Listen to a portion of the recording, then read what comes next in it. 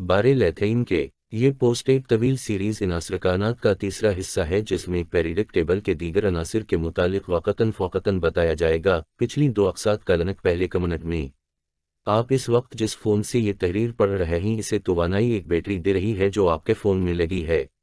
इस बैटरी में लिथियम का इस्तेमाल किया गया। ये कम वाउ बैश तमाम जदीद स्मार्टफोन्स, टैबलेट्स और लैपटॉप्स में मौजूद बैटरियां लिथियम आयन बैटरियां हैं। लिथियम एक चांदी के रंग की दकती धात है।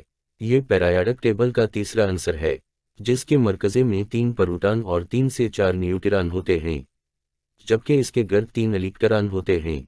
इस धात को 1817 में स्वीडन के एक साइंसदान योहान अगस्त ने ज़मीन के अंदर मदनियात में से तलाश किया। तब से अब तक इसकी मांग में बतदरीज इजाफा ही हुआ है। 2020 तक दुनिया भर में लिथियम की खपत तकरीबन 56,000 टन थी। आज उसका सबसे ज़्यादा इस्तेमाल जदीद इलेक्ट्रॉनिक्स और बिजली से चलने वाली गाड़ियों यानी इलेक्ट्रिक कार्स में हो रहा है। मगर लिथियम आई कहाँ से? इस सवाल ने साइंसदानों को कई सालों तक चकराए रखा।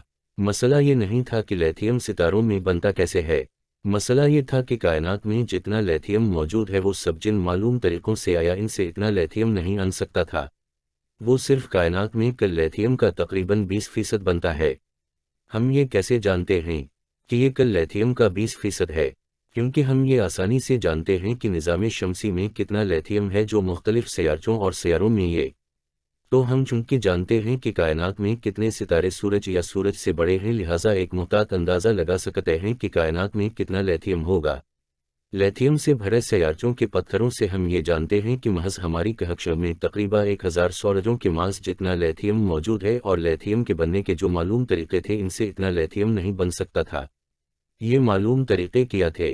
1. बिग बैंग के चंद मिनट बाद तक कायनात का दर्जा हरारत बेहद ज़्यादा था। इस दर्जा हरारत पर बहुत सी जगहों पर मौजूद प्रोटॉन्स फ्यूजन के अमल से गुजरकर हाइड्रोजन से हीलियम में तब्दील हुए। कायनात की कल हीलियम का 25% ऐसे बना। इसके अलावा एक और धात के एटम भी बने। ये थी बेरिलियम। बेरिलियम क्या है? बेरिलियम दरअसल पेरियोडिक टेबल में लिथियम के बाद का अंसर है। इसके मरकज़े में 4 प्रोटॉन होते हैं। ताहम बिग बैंग के बाद बनने वाला बेरिलियम का आम एटम नहीं था बल्कि उसका आइसोटोप था। किसी अंसर के आइसोटोप में इस एटम के सादा एटम की तरह प्रोटॉन की तादाद इतनी होती है, ताहम इसके अलावा इनमें इजाफी न्यूट्रॉन भी होते हैं। बेरिलियम -7 आइसोटोप के मरकज़े में भी प्रोटॉन 4 होते हैं, ताहम इसके अलावा इसमें 3 इजाफी न्यूट्रॉन भी पाए हैं। 100 बिग बैंग के आगाज़ पर बेरिलियम 7 के एटम काफ़ी तादाद में बने जो बाद में डैके करके लिथियम में तब्दील हुए। ये हुआ पहला तरीक़ा, ताहम इससे बनने लिथियम की कल मिक़दार कायनात के कल लिथियम का महज 8% बनती है। 2. दूसरा तरीक़ा क्या है? कायनात में मुख्तलिफ तरह के सितारे और ब्लैक होल कम वाओ बैश रोशनी की रफ्तार से सफ़र करने वाले ताकतवर तोवानाई और एटमी ज़र्रात खारिज कर रहे हैं जिन्हें हम काज़मिक रेज़ कहते हैं। ये ज़मीन पर भी हर रोज़ खरबों की तादाद में गिरते हैं। जब ये तोवानाई से भरे तेज़ रफ्तार कदरे भारी अनासिर के एटमों से टकराते हैं तो इस बात का इम्कान होता है कि ये इन्हें तोड़कर कई हल्के अनासिर बनाएं जिनमें लिथियम के एटम भी शामिल होते हैं। ताहम इस तरीके से बेहद कम लिथियम बुनती है जो कायनात के कल लिथियम की मिक़दार का मामूली सा हिस्सा बुनती है। 3. तीसरा तरीक़ा क्या है? सूरज जैसे सयारे जब अपने अंजाम के करीब होते हैं तो ये रेड जैनेट बन जाते हैं, यानी ये कदरे ठंडे और अपने हजम से कई गुना बड़े होने लगते हैं। ऐसे में इस तरह के सितारों की कोर में फ्यूजन के अमल से बेरिलियम -7 के एटम बन सकते हैं जो बाद में डैके होकर लिथियम के एटम बनाते हैं। ताहम लिथियम एक नाजुक धात है और ये सितारों की कोर में शदीद दर्जा हरारत पर तबाह हो जाता है। यही वजह है कि आम सितारों में हीलियम, कार्बन या ऑक्सीजन की तरह नहीं बन सकती या नहीं जुमा हो सकती, और उसी वजह से मैं इतनी देर से इतने सारे तरीक़े बता रहा हूँ। ताहम इन रेड जैनेट सितारों में एक ख़ास अमल होता है जिसमें इसकी कोर में मौजूद मवाद आहिस्ता आहिस्ता इसकी ऊपरी तहों में आने लगता है जो कदरे ठंडी होती हैं, और जब ये सितारे अपने मुकम्मल अंजाम को पहुंचते हैं तो इनकी बाहरी सतह पर मौजूद लिथियम खला में बिखर जाती है। ये हुआ तीसरा तरीक़ा। इस तरीक़े से भी 10% लिथियम बन सकती है। तो बाकी उसी फीसद हीलियम कहाँ से आई? ये वो सवाल था जिसने साइंसदानों को पिछले कई दहाइयों से चकराए रखा। ताहम 2020 में ये गुत्थी भी सुलझा गई। कायनात का बाकी उसी फीसद लिथियम कहाँ और कैसे बना? उसका जवाब बहुत दिलचस्प है जो हमें बताता है कि इम्कानात की दुनिया में कायनात एक हैरत कदर से कम नहीं। हमारा सूरज निज़ाम शमसी का वाहिद सितारा है, ताहम कायनात में कई ऐसे सितारे हैं जो अकेले नहीं, इनके गर्द एक और सितारा भी घूमता है, यानी दो सितारे एक दूसरे के गर्द घूमते हैं। इन्हें बाइनरी स्टार्स कहा जाता है। ये सितारे सूरज जैसे या सूरज से बड़े भी हो सकते हैं।